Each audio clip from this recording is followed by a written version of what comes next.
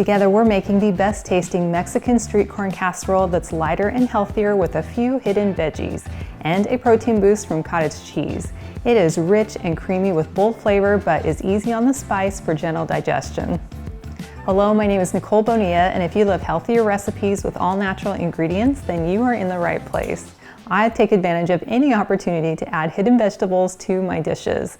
And one of my favorites is yellow zucchini because it has a very mild flavor and it is hardly detectable. So for this recipe, we're going to take one yellow zucchini and then I'm just going to dice it nice and small because we want the pieces to be about the same size as our corn kernels. Now you're welcome to jot down the ingredients as we go along, but to make it even easier, you can click on the link in the video description below to the full recipe and notes that's on my website, gentletummy.com. Then I've taken about 1/4 of a white onion for about 1/4 a cup of diced onion. And then I have 3 cloves of garlic that I minced into this bowl. So unlike other corn casserole recipes, we're going to saute the yellow zucchini and the garlic and the onions together first before we bake it in the oven. Not only will this enhance their natural flavor, but it will also soften them for the easiest digestion. We'll want to bring our fry pan over medium-high heat, and I'm using my Hex-Clad hybrid pan. And then we want to add in about 1 teaspoon of some light olive oil, and we'll spread this around. And then we can add in our onions and our zucchini and our garlic. Then we'll want to give these a good stir and be sure to season them with some salt. Then we'll let this cook for about 5 minutes, stirring occasionally until that zucchini is nice and soft. Well, it's been about 7 minutes. You can see that we now have some nice color on our onions and our zucchini, and they've also reduced in size. So now I'm going to transfer them to a plate lined with a paper towel and gently spread them out. And then I'm going to come in with some extra paper towels and just help blot out some of that excess moisture. And this will help minimize any extra liquid in the bottom of our casserole. And then we can set this aside.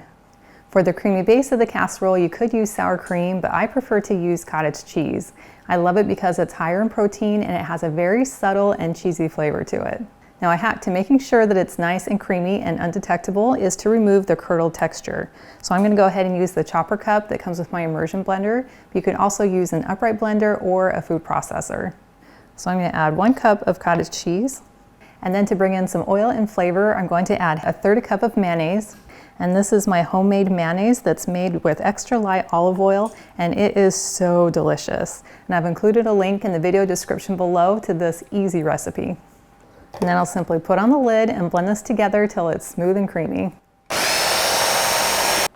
Well, that looks perfect, and we no longer have that curdled cottage cheese texture. Now we can add our creamy base to our large mixing bowl. Now we can add our corn, and you can use either fresh, frozen, or canned.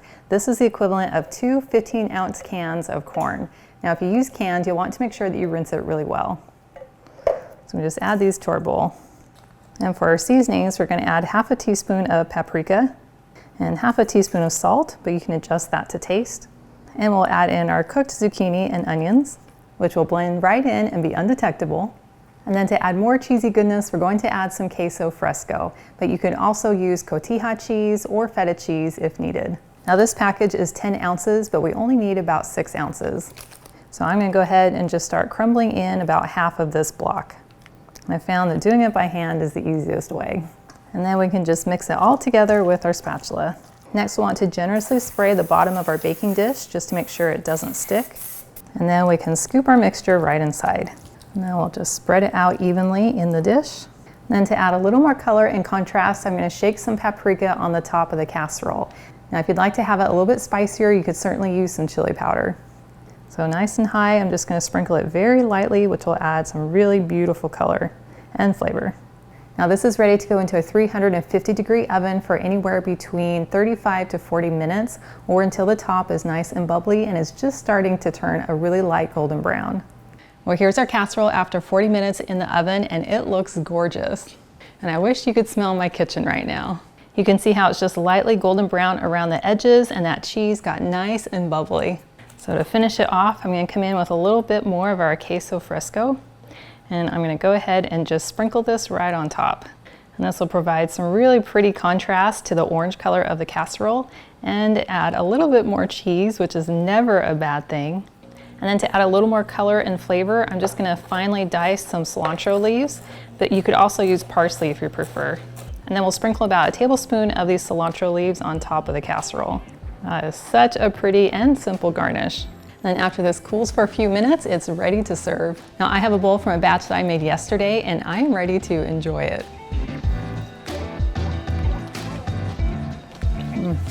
That is so delicious. I love that smooth creaminess that comes in from the queso fresco, and having that cottage cheese as well as that mayonnaise just adds so much flavor. And the corn is just nice and plump and fresh, and I would never guess that there was zucchini inside of this. The zucchini and the onion and garlic just adds an amazing depth of flavor that you don't get from other casseroles. And I love that it's made with clean ingredients, which means I'm gonna feel just as good even after I eat it. Well, thank you so much for hanging out with me today in my kitchen. I've included a link to the full recipe and it's in the video description below, and that will take you to my website, gentletummy.com. And I also invite you to like and subscribe to my channel. And if you know someone else who you think would love this recipe, please share this video with them.